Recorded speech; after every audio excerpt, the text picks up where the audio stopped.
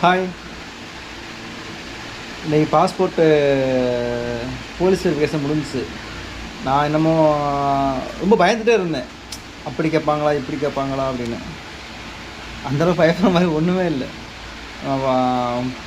Passport apply பண்ணும்போது அவங்க அந்த பாஸ்போர்ட் அப்ளை பண்ணதுக்கான receipt, Aadhaar card print out, PAN card, 10th TC, அப்புறம் அந்த அப்பாயின்மெண்ட் வாங்கினதுக்கான ரிசிப்ட் எல்லாமே சேர்த்து அவங்களே பின் பண்ணி கொடுத்துருவாங்க எஜுகேஷன் சம்மந்தப்பட்ட.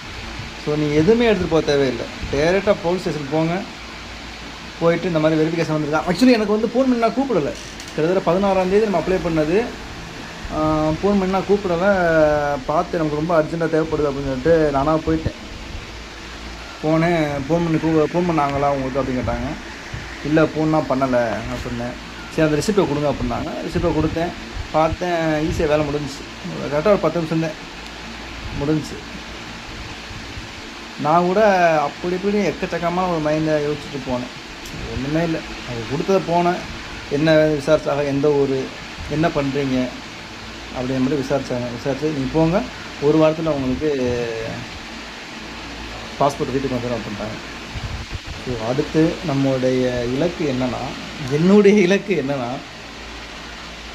எந்த கண்ட்ரிக்கு போகிறது அப்படிங்கிறது தான் நான் யோசிச்சுட்டு உட்காந்துக்கிட்டு இருக்கேன். எந்த ஒரு ஆஃபர் அமையலை, ஏமாத்திருவாலும் பயமாக இருக்குது.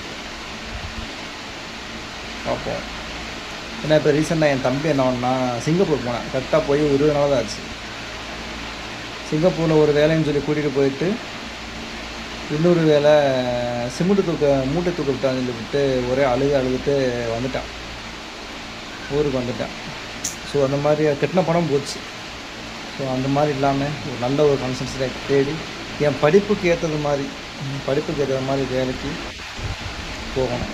அதுதான் ஒரே லட்சியம். ஹீரோ டு ஜீரோ ஆகிட்டேன், 0 to ஹீரோ ஆவேனா அப்படிங்கிறது தான். அந்த ஒரு பயணத்தை நோக்கி தான் ஓடிக்கிட்டு இருக்கேன். பார்ப்போம்.